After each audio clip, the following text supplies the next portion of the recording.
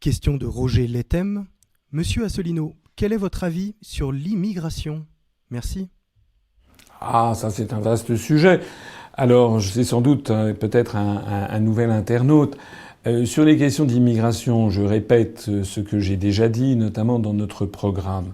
D'abord, les questions d'immigration, les Français, enfin les grands médias et certains partis politiques adorent faire que les Français se déchirent sur ces questions, parce que pendant qu'on parle de ces questions-là, on ne parle pas de l'essentiel, et je le redis encore et encore et encore, le vrai sujet de l'élection présidentielle, c'est l'indépendance de la France, c'est ce que disait Charles de Gaulle. Alors il se trouve que je l'ai d'ailleurs expliqué, que les sujets concernant l'immigration, justement, ne sont plus décidés par les Français.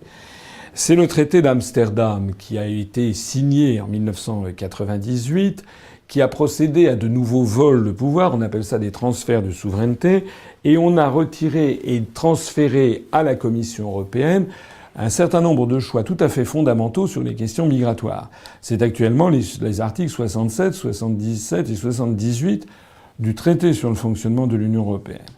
Donc moi, la position constante que j'ai depuis lors, c'est de dire arrêtons de déchirer les Français sur cette question. La principale chose, c'est d'abord que les Français se regroupent pour sortir la France de l'Union européenne, récupérer leur pouvoir et enfin bâtir la politique migratoire de leur choix. On voit bien par exemple que sur l'affaire dite des migrants qui a eu lieu il y a quelques mois, on voit bien que les prises de décision de Madame Merkel, en fait, ont influé sur l'ensemble de l'Union européenne. Il y a d'ailleurs eu des sommets européens pour justement coordonner ces politiques. Il faut savoir aussi, par exemple, que l'Union européenne a voulu imiter les États-Unis avec leur Green Card, c'est leurs cartes vertes qui sont données à des personnes qui ont des statuts de 10 ans de résidence aux États-Unis, et où les États-Unis vont choisir des diplômés dans les pays du Sud. Eh bien, l'Union européenne a fait la même chose avec une Blue Card, une carte bleue, qui consiste à aller piller, en fait, les pays du Sud de leurs talents, de leurs gens ultra diplômés. Donc, encore une fois, moi, je l'ai dit, rassemblons-nous d'abord, ayons la sagesse collective de ne pas nous déchirer sur ce sujet, comme par exemple sur l'énergie nucléaire, etc. Récupérons notre souveraineté, notre indépendance, et puis ensuite, eh bien, je l'ai dit, promis, je le répète, nous aurons 3 grands débats, l'un sur la dette publique, l'autre sur les questions d'énergie, et le troisième sur les questions d'immigration. Parce que finalement, on n'a jamais demandé aux Français ce qu'ils souhaitaient comme politique d'immigration. On leur a jamais demandé. On a toujours laissé ce sujet, comment dirais-je, être traité à la va-vite, avec des slogans, etc., sans qu'il y ait jamais un vrai choix qui soit proposé au peuple français. Moi, je suis d'avis que sur ces questions, que je connais assez bien, je suis d'avis qu'il y ait un grand débat national où tout le monde puisse s'exprimer, à la fois les gens qui considèrent effectivement que... enfin, toutes les opinions, j'ai pas besoin de les répéter. Et puis qu'à partir de ça, il y a un débat, mais quelque chose qui s'étale pas sur 15 jours, quelque chose qui s'étale sur 6 mois, un vrai débat national. Et puis qu'ensuite, eh bien, on propose aux Français, par référendum, une série de mesures qui leur seraient soumises, parce que finalement, c'est quand même, on est en démocratie, demos kratos, le pouvoir du peuple, c'est à eux de décider. Voilà. Je voudrais quand même préciser un mot, c'est que quand on s'intéresse de près aux questions d'immigration, il faut jamais oublier, comme sur d'ailleurs la plupart des sujets, ou du moins tous les sujets sociaux ou économiques, qu'au bout du compte, on parle d'hommes, de femmes et d'enfants. Voilà. Donc on a affaire à des êtres humains.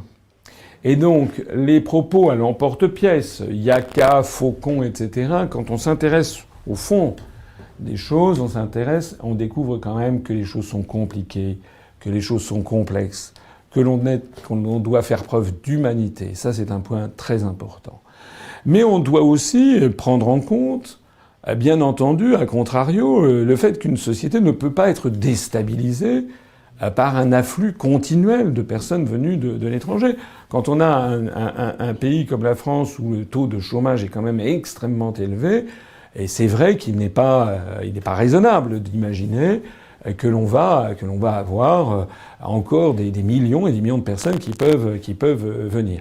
Ça nécessite aussi de réfléchir à l'équilibre des échanges nord-sud. Ça nécessite de réfléchir aux politiques dites de mondialisation.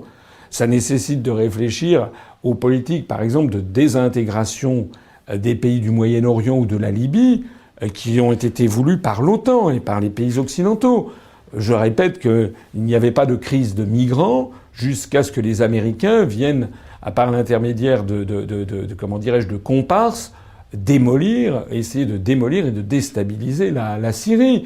Pareil avec la Libye. Il y a 75% des habitants en Libye qui ont fui leur pays. Ça déstabilise le Machrek, ça déstabilise le Maghreb.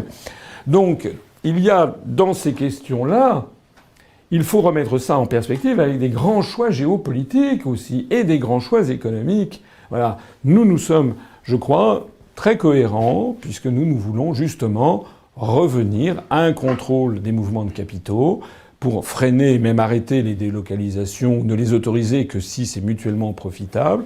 Nous voulons faire régner le règne du droit et le règne du droit selon l'Organisation des Nations Unies.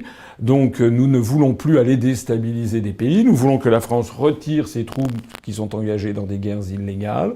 Nous voulons d'ailleurs favoriser le développement des pays du Sud. J'ai beaucoup insisté sur la nécessité pour la France de renouer des relations très étroites avec l'Afrique, cette fois-ci sur un pied d'égalité. Eh bien, tout ceci est, me semble-t-il, tout à fait cohérent. En attendant, je ne suis pas d'accord, je suis même assez scandalisé de propos qui, comme ceux indignes qu'a tenu M. Dupont-Aignan il y a quelques jours, où il a enfourché la théorie du grand remplacement, c'est-à-dire de l'invasion, que les Français de souche allaient être submergés, etc. Ce sont des théories d'extrême droite que même le Front National n'ose plus reprendre à son compte. Et d'ailleurs, quand on parle à beaucoup de Français issus de l'immigration, on est assez surpris souvent de constater qu'eux-mêmes ne sont pas du tout en faveur de frontières qui sont très très largement ouvertes. La position, par exemple, des Français originaires des pays du Maghreb sur la crise des migrants est tout à fait intéressante. Elle est souvent extrêmement pondérée et posée. Qui est-ce qui finance cette affaire de migrants ? Il y aurait beaucoup à dire là-dessus. Ça sera sans doute pour une autre question.